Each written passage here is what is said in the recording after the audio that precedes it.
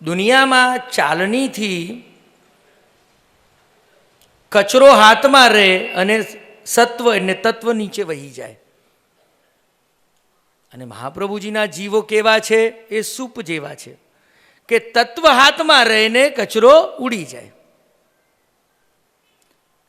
આ વાત હું કેમ કહી રહ્યો છું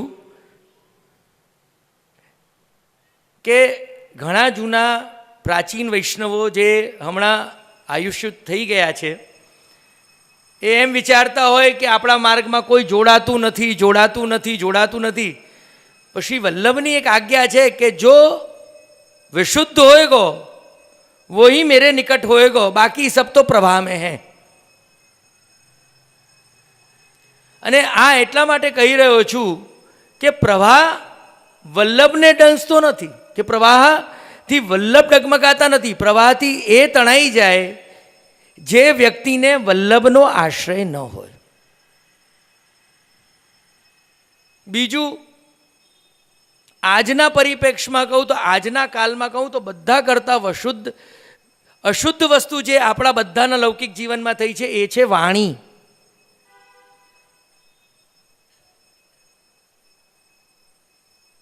વાણીનો ઉપયોગ મહાપ્રભુજી આજ્ઞા કરે છે કે મુખરતા દોષ સે બચ્યો, અસદ આલાપથી બચવું. પણ આપણે કોઈ પણ જગ્યા જઈએ તો આપણું મન કેવું થઈ ગયું છે કે કોઈ આપણા સંગમાં જે બેઠું છે એની સાથે અગર ભગવદ રસની વાર્તા પણ ચાલતી હોય તો પણ આપણે તો બોલવું, પેલો વક્તા એનું કામ કરે, આપણે આપણું કામ કરવું જ અનિવાર્ય છે. આને પણ બહિર્મુક્તા કહેવાય, આને પણ અસદ જીવન કહેવાય. આ પણ મહાપ્રભુજી કહે છે કે આ પણ મુખરતા દોષનો બહુ મોટો ઉદાહરણ છે, દાખલો છે. બીજા, તમે ઘડિયાળ પર ચાલવા વાળા થઈ ગયા. તથા કાલ પ્રવાહસ્તા દેહે ચિત્તાબ્દયોત્પ્યુત. શ્રી વલ્લભ આજ્ઞા કરે છે કે જ્યાં શ્રી વલ્લભ છે, જ્યાં ભગવદ વાણી છે, ત્યાં કાલ આવતો જ નથી. પણ તમે ઘડિયાળને જોઈને ઘરે ગયા તો તમે એક તો શ્રી વલ્લભનું નહીં, તમે તમારા વૈષ્ણવી સ્વરૂપનું પણ અપમાન કર્યું. આ અમુક નોંધ આપણે રાખવી જોઈએ. બીજું, મને ઘણીવાર એમ લાગે કે જેમ જેમ આપણે એક એક દિવસ મોટા થઈએ છીએ, આપણા જીવનના દિવસ પસાર થઈ રહ્યા છે, ત્યારે આપણે ભગવદ સન્મુખ થવું જોઈએ. એની જગ્યાએ ઉલટું થઈ રહ્યું છે. હવે આપણે સંસારોત્પત્તિ થઈ રહ્યા છે, આપણે સંસારમાં પ્રવેશ કરી રહ્યા છે. 5-7 વર્ષ પહેલાં જ્યારે દાદાલયની વાત ચાલતી હતી તો મારા મનમાં એક વિચાર આવ્યો હતો કે મેં કીધું કે વિક્કી દાદા, એવું નહીં બનાવો કે જ્યાં લોકો માતા પિતાને મૂકી જાય.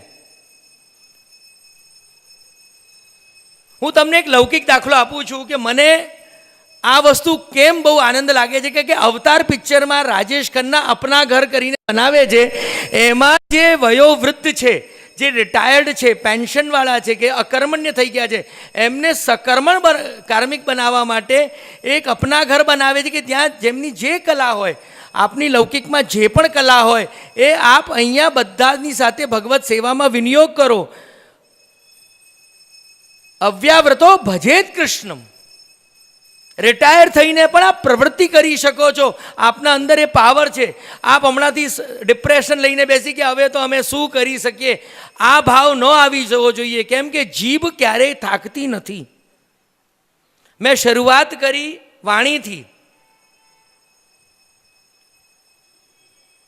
જીભ ક્યારેય થાકતી નથી. એ મૃત્યુ પર્યંત જતાં જતાં પણ બોલવાની ઈચ્છા રાખે છે. પણ જ્યારે ધ્વનિ એટલે વાણી અટકી જાય છે તો ઈશારા અટકી જાય છે તો નેત્ર. વાણીના ઘણા પ્રકાર છે પણ સેવાનો એક જ પ્રકાર છે, એ છે વિનિયોગો ભક્તિ યોગા. અને વિનિયોગ બહુ સરળ છે. આજે આપને બધાને લાગે કે ગામડામાં કાંઈ નથી. હું તમને કહું, હું આપને કહું કે ગામડામાં જેટલું આજે પણ રાજસ વધે છે, આનંદ વધે છે, એ શહેરોમાં નથી. લૌકિકમાં આપણા વાલા સગા કાલે જે અકસ્માત બન્યું, દુર્ઘટના બની, એમાં આપણા ઘણા ઓળખીતા શરણ થયા હશે, જે જેમના ઈષ્ટના શરણ થયા હશે. પણ આપને એક વસ્તુ ખબર નથી કે હમણાં જ એક ફોટો આવ્યો રસ્તામાં કે ભગવદ્ ગીતા ન બળી, બીજું બધું બળી ગયું, પણ ભગવદ્ ગીતાને આંચ ન આવી. કેમ? કારણ કે એ પણ શ્રી કૃષ્ણની વાણી છે. જો વાણીને અગ્નિ નથી લાગતી.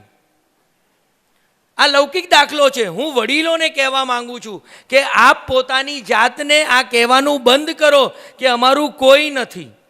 અરે આપ છો. આપની વાણીના અનુભવથી આપ કેટલા લોકો તૈયાર કરી શકો છો. આ મુખરતા દોષ ક્યારે થાય? જ્યારે તમે છે ને પોતાનો સંગાત, પોતાનો આત્મસંગ નથી શોધતા.